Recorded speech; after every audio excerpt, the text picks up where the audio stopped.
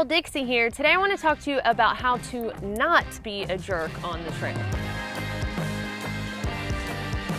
So I am kidding about the jerk thing, but the backpacking / hiking community does function kind of like other communities where people have a general expectation of common courtesy from one another. So because I know a lot of folks that watch this channel are either new to the backpacking community, or maybe it's something they did in the past, and you know, it never hurts to have a refresher on how to coexist and get along with folks from all different walks of life on trail. Now, before I get started today, let me remind you that these rules are not my rules that I'm saying you have to follow, and you know, I'm not telling you how to be. I'm just sharing some things that you might not think about in the moment, but that folks do expect out of one another. First things first, it is important to follow leave no trace standards. So there are actually 7 principles, and I will include a link in the video description if you want to read the rest of those. It's good to familiarize yourself with those because that is the general guideline that folks try to follow when they go out in any type of wilderness. So whether you're on the AT, PCT, CDT, or a local trail near you, chances are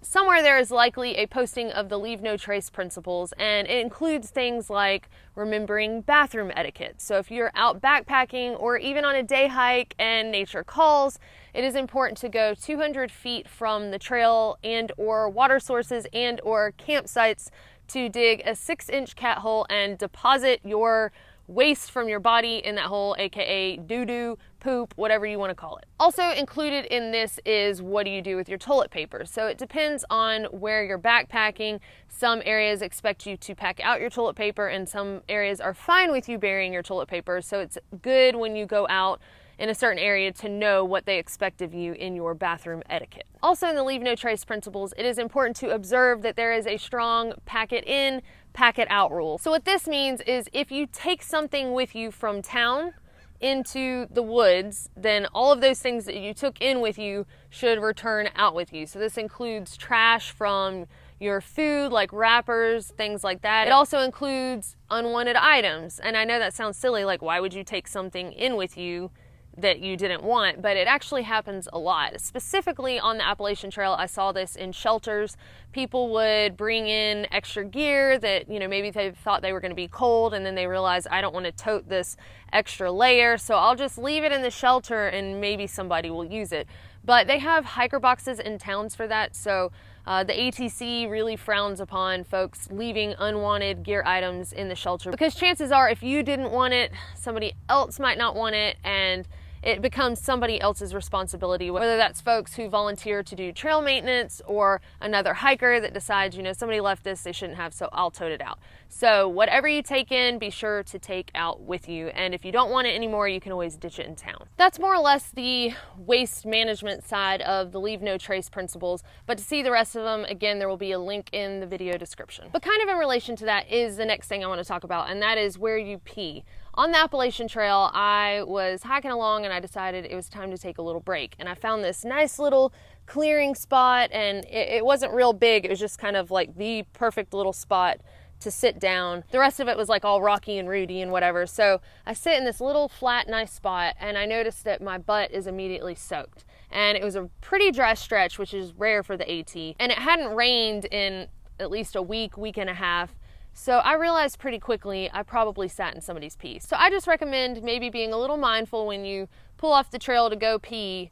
Just don't pick like the best break spot, because chances are somebody's gonna sit there, and it's really not fun hiking for the next couple days knowing like, I definitely sat in somebody's pee, and I can't do proper laundry, and I can't take a proper shower, and yeah, gross. Talking about showers, though, kind of brings me to my next point, and that is be mindful of other hikers when you're at a water source. In other words, after I had, you know, gotten the gross pee on my butt, I could have gone to the next water source, a nice, beautiful spring, and sat right there at the head of the source and put my butt right in it. And then if somebody else came up to collect water, they're collecting water downstream from my pee butt water. So in addition to bathing, it is nice to be able to soak your feet in a water source. Some people like to rinse off their socks in a water source, but again, just be mindful that somebody might come rolling up and they might not want to collect water downstream directly from you. So it doesn't hurt anything for you to move downstream a little bit. That way they can collect water upstream where, you know, they don't have to think about everything that's running off of you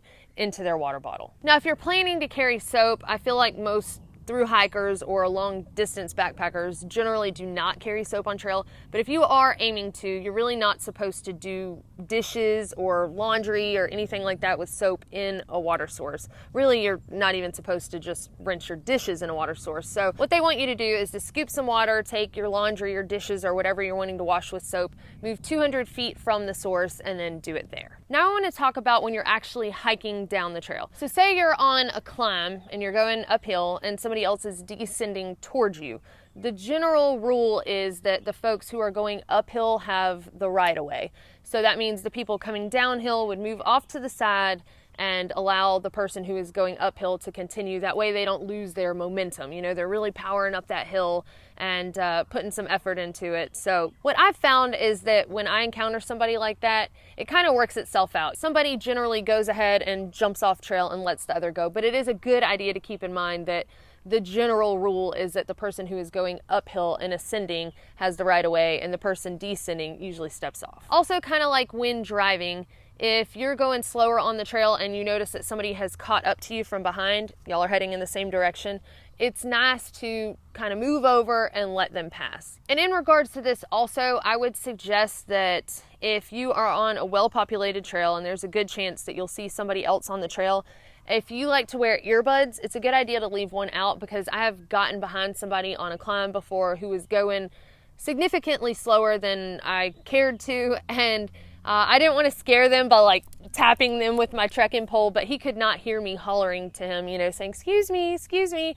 And so for a while I had to kind of follow him, you know, because like I said, I didn't want to just like poke him with my trekking pole and scare him. And, you know, I felt like it was kind of rude.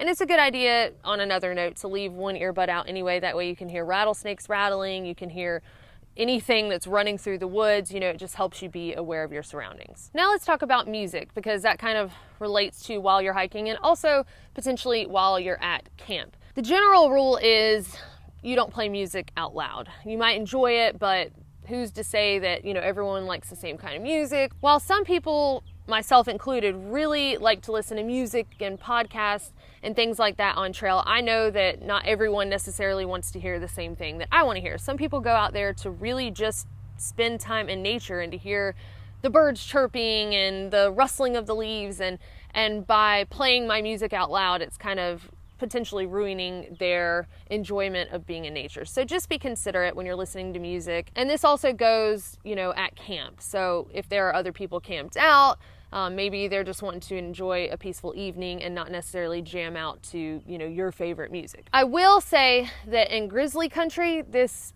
does change a little bit. You're encouraged to holler out and to, you know, say, hey bear, especially when you come close to a water source or around a corner, you know, where you really can't see what's coming up, and just kind of anywhere where there could be a bear lurking.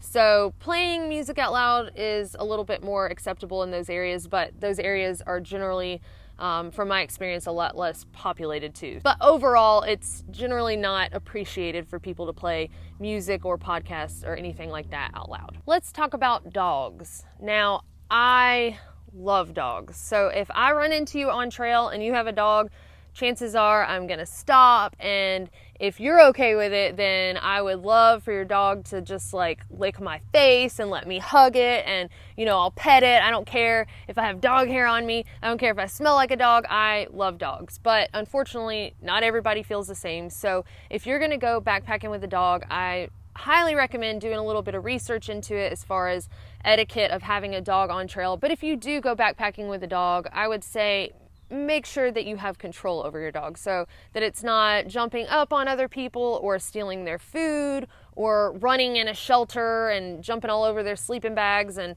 or maybe jumping on somebody's tent and tearing a hole in it. I'm sure that these are all things that have happened. And as a general rule for trails where there are shelters like the Appalachian Trail, people kind of get upset if you are in a shelter with a dog taking up a space that could be used by humans. So I would think if you're going to bring a dog, it's a better idea to expect to sleep in your own shelter, whether that's your hammock if you have a little dog, or in your tent if you've got a bigger dog. But just realize that not everybody out there is going to necessarily be a dog person.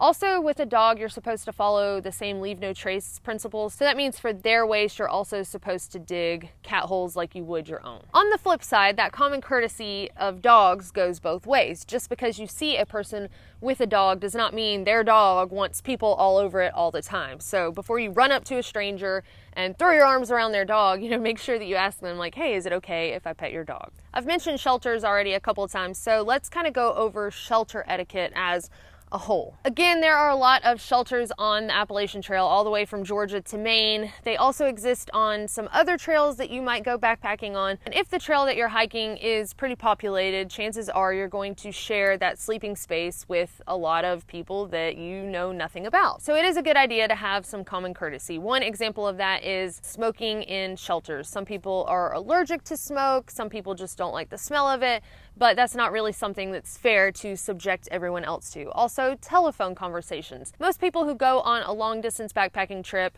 and don't have service for a while get pretty excited when they do get a sliver of service, and they want to let everyone know that they're alive and have a good conversation catching up. But a shelter probably isn't the best place to do that because I realize that probably everyone around me doesn't necessarily want to be a part of my conversation. I would also recommend to remember little things like cutting your fingernails and toenails might not be the most respectful thing to do in a small space with a lot of strangers, because I'm sitting there chilling in my sleeping bag reading a book, and next thing I know your toenail clipping is flying on my face. That's just like, this is kind of gross. And remember that not everybody is going to wake up at the same time and go to sleep at the same time. I feel like most people try to respect hiker midnight, and if you're not familiar with what that is, that's 9 p.m. So everyone calls that hiker midnight because most of the time you're so exhausted that you kind of tend to go to bed with the sun, not necessarily immediately. Some do. Some, as soon as it hits dark, they're gone.